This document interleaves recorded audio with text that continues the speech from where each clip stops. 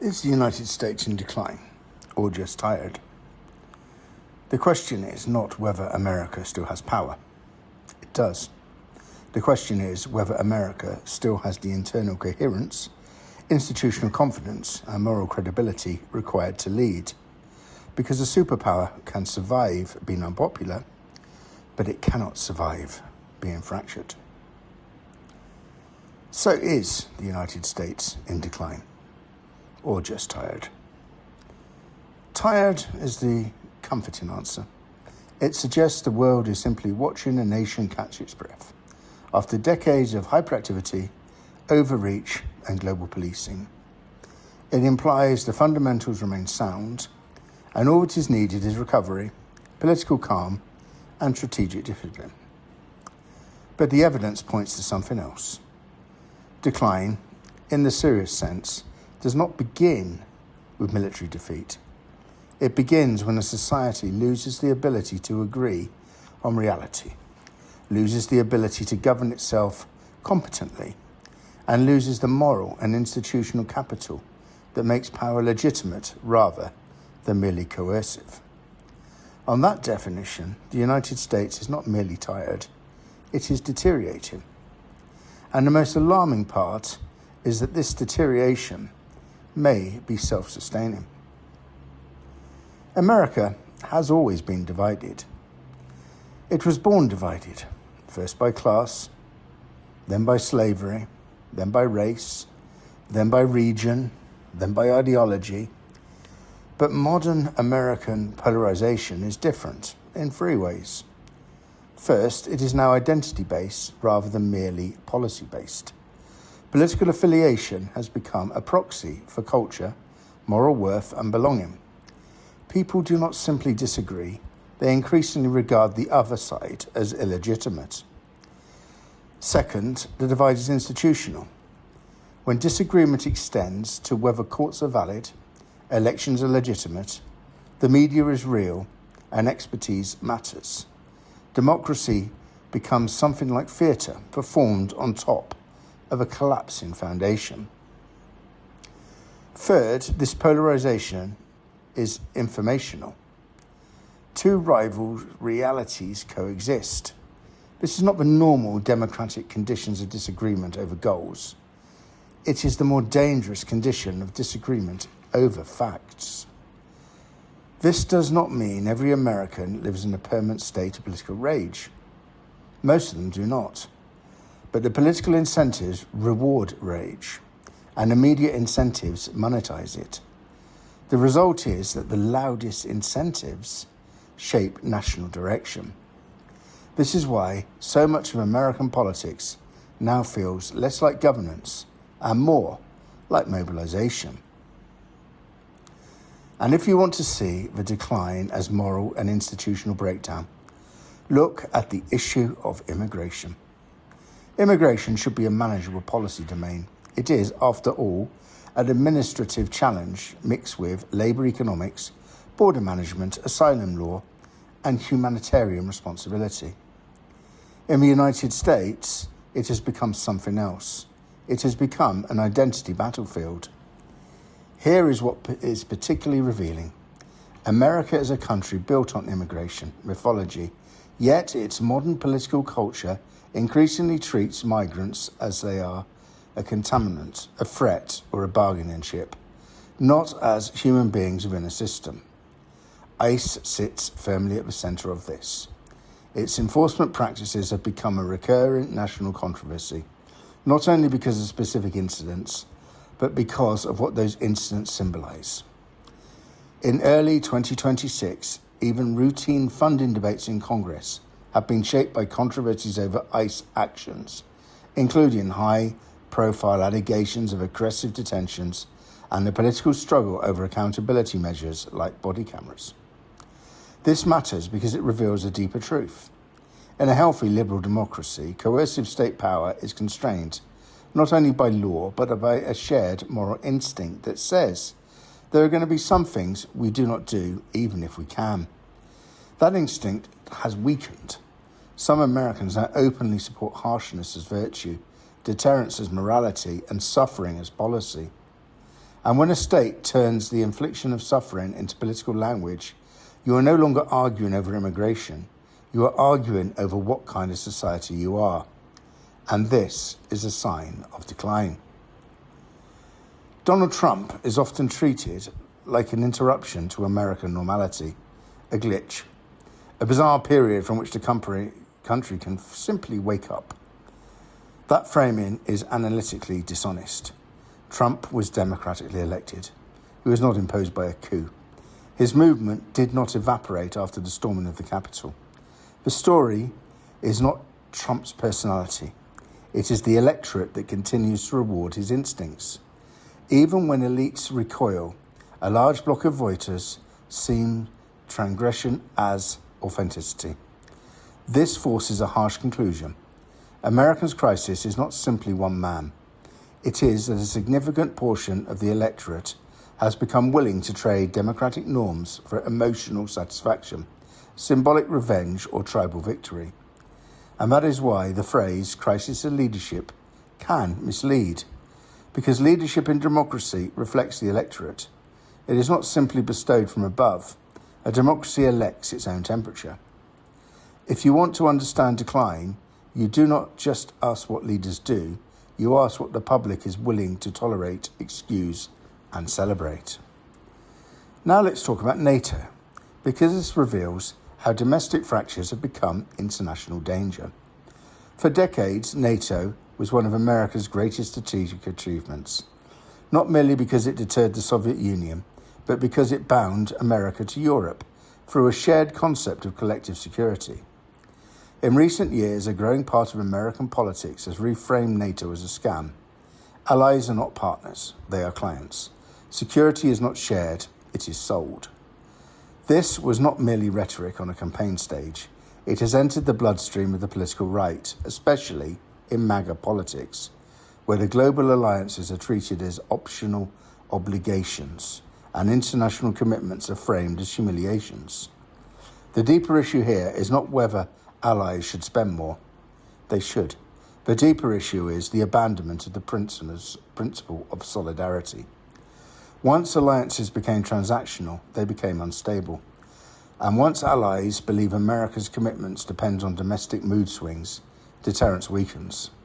A divided America cannot reliably anchor a rules-based alliance. That is decline in action. This is where Greenland becomes more of a strange headline. In Trump's first time, the idea of buying Greenland was widely mocked, but what seemed absurd was revealing. It suggested a view of geopolitics as real estate, territory as commodity, sovereignty as an inconvenience. In the mid-2020s, the Greenland issue has returned to a wider set of tensions around the Arctic, China and Russia, with reporting describing the new pressure and diplomatic frictions. And here's why it matters. Great powers can pursue strategic interests without humiliating their allies. The United States once understood this. It understood the difference between leadership and domination. But the Greenland saga reflects a political culture increasingly driven by cohesive leverage and performative strength. It turns diplomacy into a contest of reach and ego. It also signals to allies that America may not represent their sovereignty if it feels entitled. The feeling of entitlement is not strength. It is the psychological part of decline, the belief that you can substitute raw assertion for trust and legitimacy. Ukraine is perhaps the clearest example of how polarisation undermines American strength. In 2024, US military aid for the Ukraine became entangled in the domestic political standoffs and prolonged congressional delays, even as bipartisan majorities ultimately passed large assistance packages. More revealing than the votes is the public fracture behind them. Pew Research showed that wide partisan division, with Republicans far more likely to say the US was providing too much support and far less likely to say that the US had a responsibility to help Ukraine defend itself. Gallup polling has also tracked similar partisan splits in perception of whether the US is doing too much or too little, or just the right amount. This is not merely a disagreement over foreign policy, it reflects a deeper problem.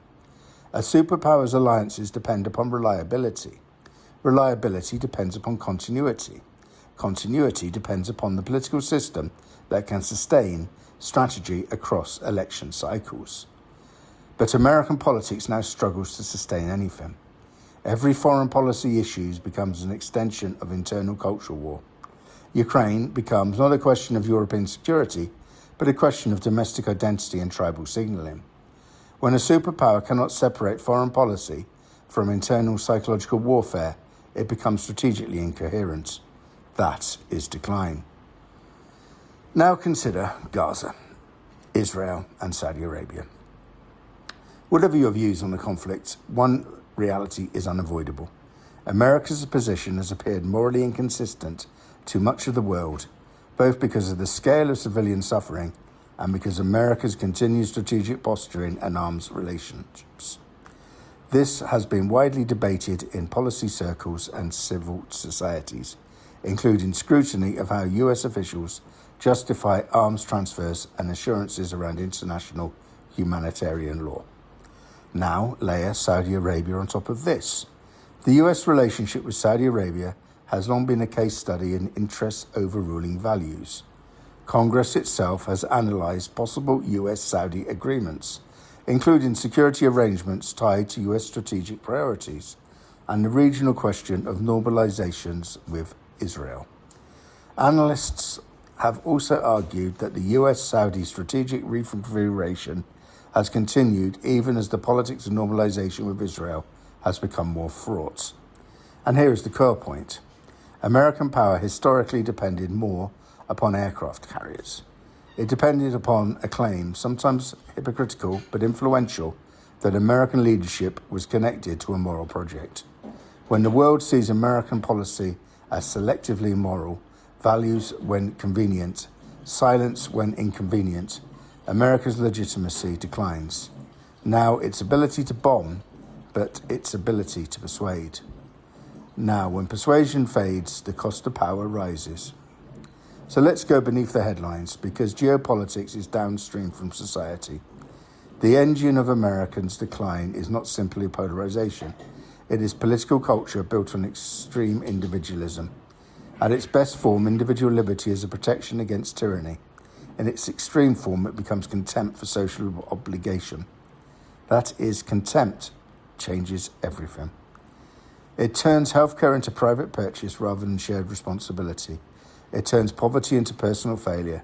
It turns social rights into suspicious handouts. It turns community into optional lifestyle branding. It also shapes attitudes towards NATO because solidarity across borders becomes suspicious. It shapes attitudes towards immigration because obligations towards strangers become offensive. It shapes attitudes towards domestic politics because compromise becomes weakness. From a perspective rooted in compassion, solidarity, subsidiarity, and human dignity, this is where the Republic frays. When a society cannot think in terms of common good, it cannot govern itself under stress. You can see the decline physically in American urban life.